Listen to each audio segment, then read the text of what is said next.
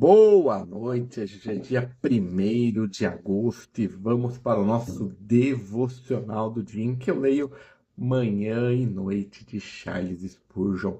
Mas antes vamos começar com a nossa oração. Deixa eu só...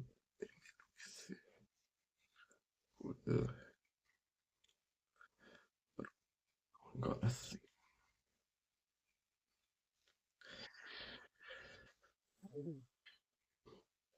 Pai querido Jesus, que o Senhor esteja presente do começo ao fim desse devocional, que o Senhor traga para essa live.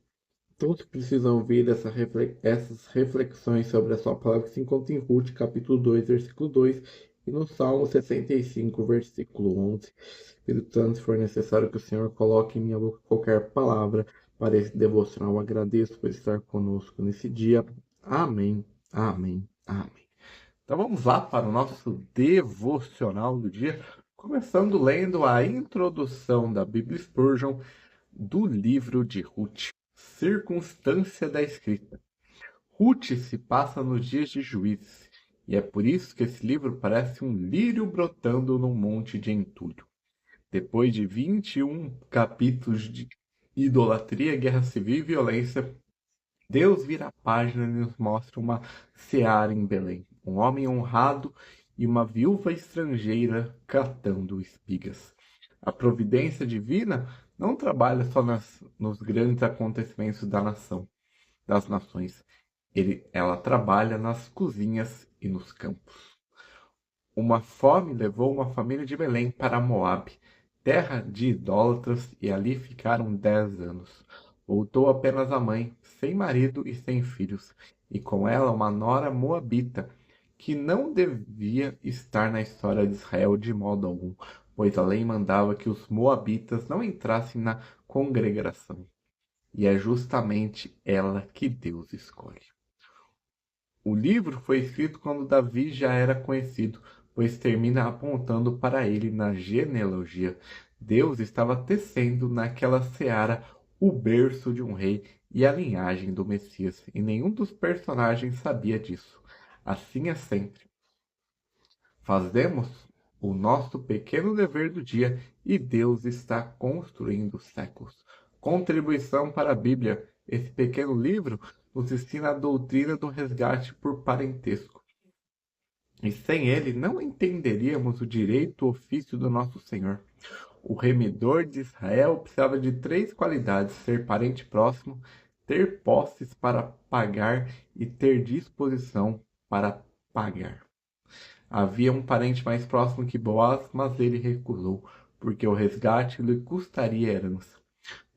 Boaz podia e quis. Vede aqui nosso Redentor. Ele se fez nosso parente, tomando carne e sangue para poder resgatar. Tinha que pagar porque era rico em si mesmo e quis pagar quando ninguém o obrigava. O parente recusou representa a lei, que não pode resgatar sem perder. Boaz representa Cristo, que resgatou sem perder nada e ganhou uma esposa. Vede também a soberania, vede também a eleição soberana. Ruth era moabita, de uma nação nascida em incesto e excluída por estatuto. Que direito tinha ela? Nenhum. Que mérito? Nenhum. Apenas disse a Noemi que o Deus dela seria o seu Deus. E Deus a levou da terra dos Quemons para dentro da genealogia de seu filho. E as mulheres disseram a Noemi: Bendito seja o Senhor, que hoje não te deixou sem nenhum parente. A graça não pergunta pela procedência, ela cria a procedência. E há uma lição de fé para os aflitos. Noemi voltou dizendo que sairia cheia e voltaria vazio, e pediu para ser chamado amargura. Estava enganada, mas não sabia. Naquele momento de vazio, ela trazia consigo, sem perceber, a bisavó do rei Davi. Crente, não faz o inventário da tua vida no meio da tua noite. Estrutura. Capítulo 1. A partida e o regresso, a fome, o exílio em Moabe, 3 sepulturas e uma decisão. As palavras de Ruth a Noemi dizendo que onde ela fosse, iria também, e que seu Deus seria o seu Deus. São as mais belas confissões de fé feitas por lábios gentios no Antigo Testamento. Capítulo 2, a seara. Ruth vai catar espigas atrás dos segadores, como manda a lei do respingo, e a providência a leva no campo de Boaz. Ela não sabia, Deus sabia. O crente muitas vezes chama sorte aquilo que é cuidado minucioso do seu pai. Capítulo 3, a eira. Instruída por Noemi, Ruth se põe aos pés do remidor e pede a cobertura de seu manto. É a figura da alma que não negocia nem exige, mas se lança sobre a bondade daquele que pode resgatar. Capítulo 4, o resgate e a genealogia. À porta da cidade, diante das testemunhas, a transição se cumpre.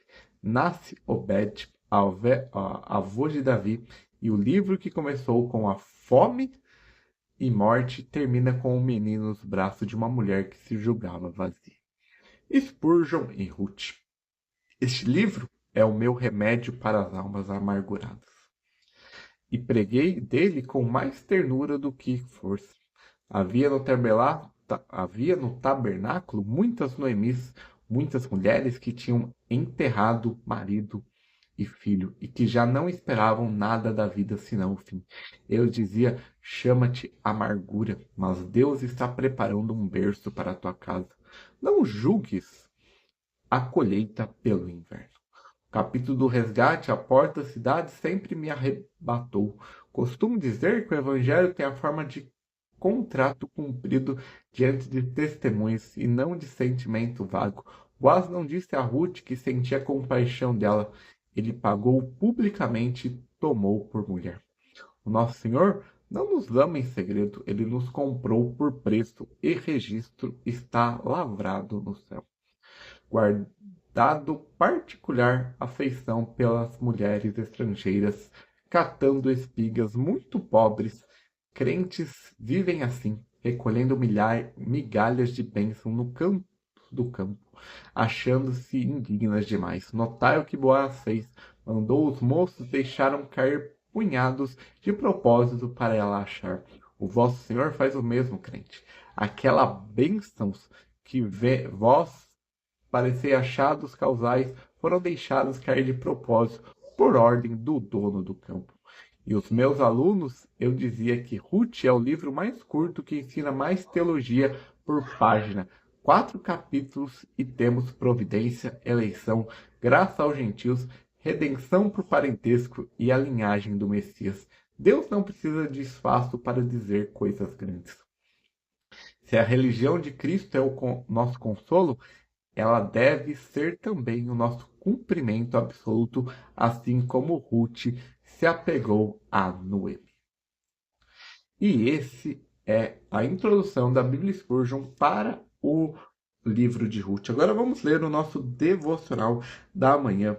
Deixe-me ir ao campo, apanharei as espigas. Ruth 2, capítulo 2. Cristão abatido e perturbado, venha e colha hoje no vasto campo da promessa. Nele há abundância de promessas preciosas que satisfazem precisamente seus desejos. Receba esta promessa.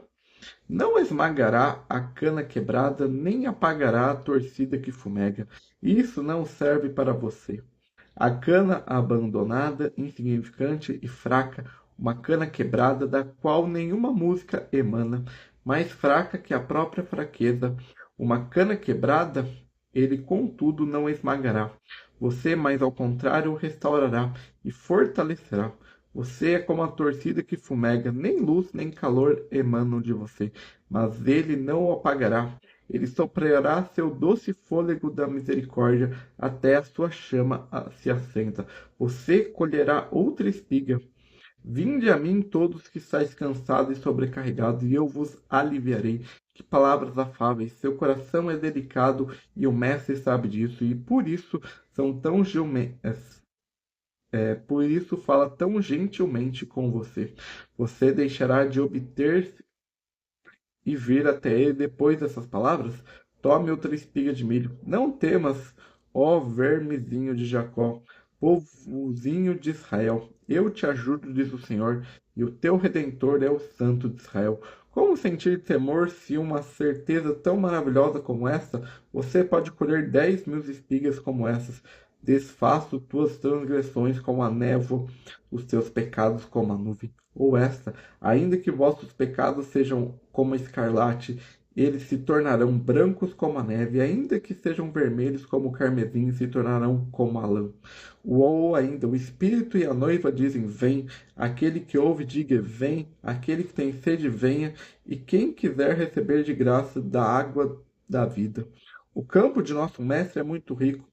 Veja os feixes, olha ali estão de você.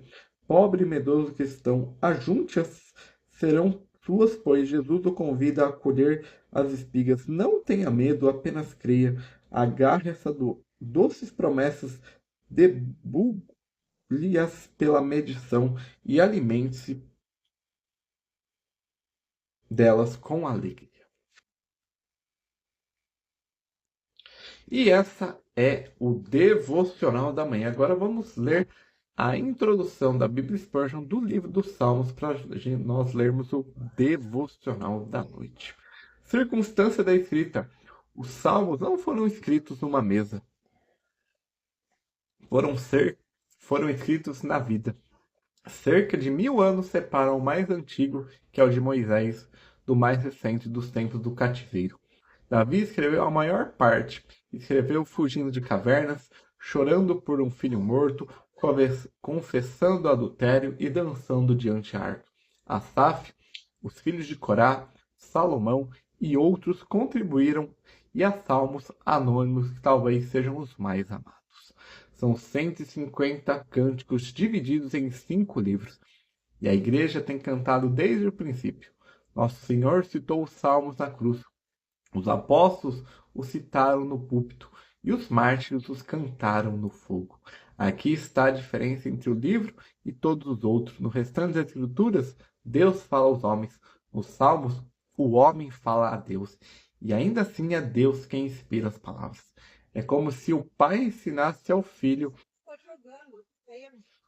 o que dizer ao pai. Que condescendência. Ele nos dá até as palavras da nossa oração. Contribuição para a Bíblia.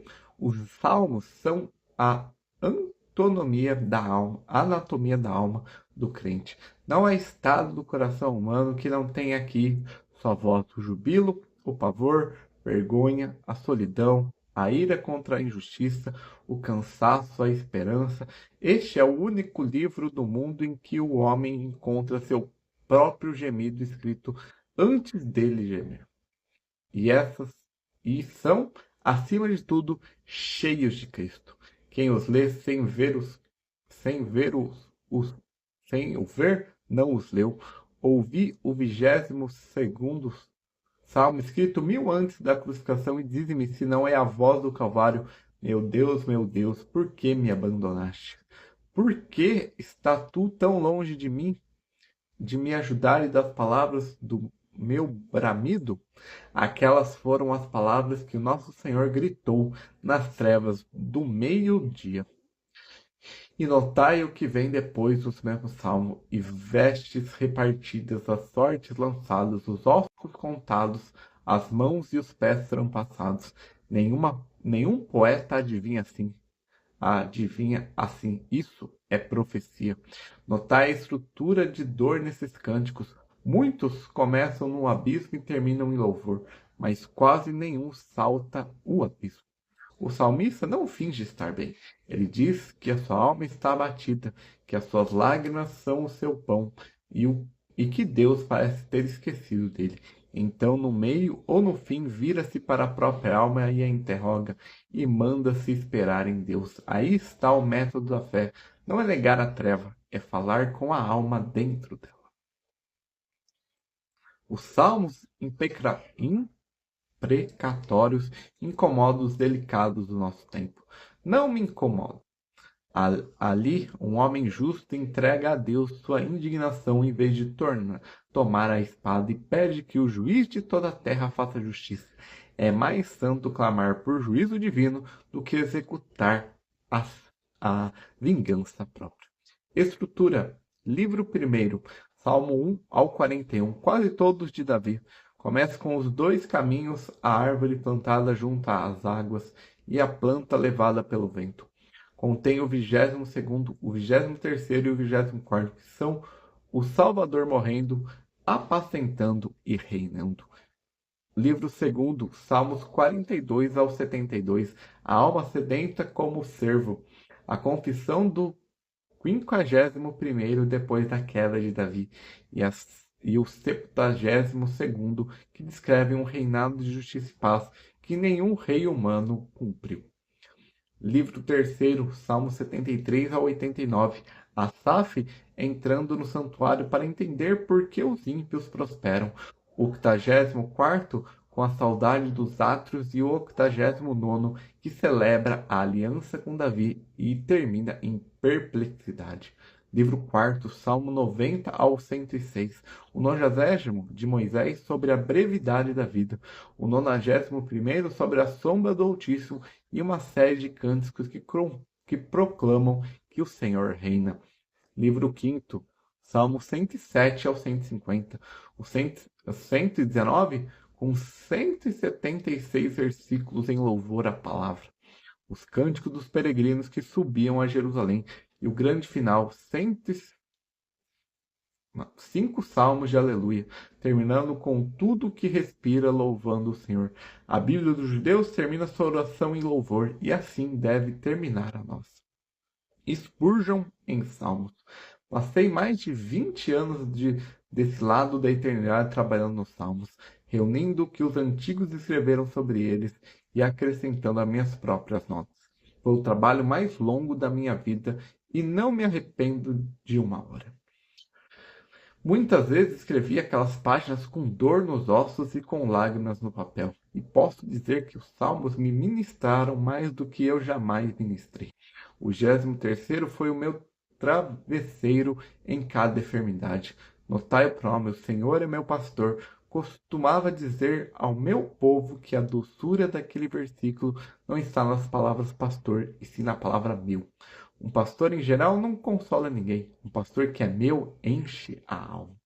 O 42º salmo pertence aos melancólicos, e eu sou um deles, porque estás abatido a minha alma. Aprendi ali que o crente deve falar consigo mesmo em vez de escutar a si mesmo. Metade da nossa tristeza vem de ficarmos ouvindo a nossa própria alma diz, quando devíamos tomar a palavra e ordenar que espere em Deus. E o Salmo 119 me ensinou a reverência pela Escritura. 176 versículos, quase todos falam da palavra e nenhum deles cansa. Quando os homens de alta crítica começaram a cortar a Bíblia em pedaços, eu voltava a este salmo e ficava firme. Uma geração que perde o apetite por esse cântico perderá logo depois o apetite pelo Evangelho. A soberania de Deus é o travesseiro sobre o qual o cristão descansa a sua cabeça. E essa é a introdução da Bíblia Spurgeon para o livro dos Coroas o ano da tua bondade. Salmo 65, versículo 11. Durante o ano, todas as horas de todos os dias, Deus nos abençoa ricamente quando dormimos e quando acordamos. Sua misericórdia espera por nós. O sol pode nos deixar um legado de escultura, mas nosso Deus nunca deixa de brilhar sobre seus filhos com raios de amor. Como um rio, sua bondade está sempre fluindo, com a plenitude inexorável com sua própria natureza, com a atmosfera que circunda constantemente a terra, está sempre para sustentar a vida do homem. Benevolência de Deus cerca todas as suas criaturas nela. Como seus componentes, eles vivem, se movem e existem. Entretanto, como o sol em dias de verão nos alegra com raios mais quentes, reluzantes, que em outras épocas, com rios em certas estações, se avolumam devido à chuva e como a atmosfera em algumas vezes abastecida com influências mais recentes, mas fortemente com lenientes, que antes assim é como a misericórdia de Deus. Ele tem seus momentos áreos, seus dias de enchente, quando o Senhor amplia sua graça diante dos filhos dos homens, entre as bênçãos das fontes mais baixas, os felizes dias de colheita são época especial de abandono e favor. É na glória do outono que os frutos maduros de providência são então abundantes, conferidos e a estação alegre de realização, enquanto antes tudo havia era esperança e expectativa. Grande é a alegria da colheita. Felizes são os ceifeiros que enchem seus barcos com a generosidade do céu. O salmista nos diz que a colheita é a coroação do ano. Certamente as misericórdias reais pedem ações de graças reais. Retribuamos com emoções interiores de gratidão, que nosso coração se aquece, que nosso espírito se lembre, medite e pense nesta bondade do Senhor. Então louvemos com nossos lábios, enaltecendo e magnificando o nome daquele cuja generosidade faz fluir toda essa bondade. Glorifiquemos a Deus, rendendo nossos dons à sua causa. Uma prova prática de nossa gratidão é uma oferta especial de agradecimento ao Senhor da colheita. E esse é o devocional do dia 31, do dia 1º de agosto. Agradeço a todos que assistiram, que Deus te abençoe nesse sábado e que você tenha um domingo abençoado. E nós voltamos amanhã com o devocional do dia no período da noite, acho que é entre 8 e 9 horas. Então até amanhã, que Deus te proteja, te guarde. Amém. Amém.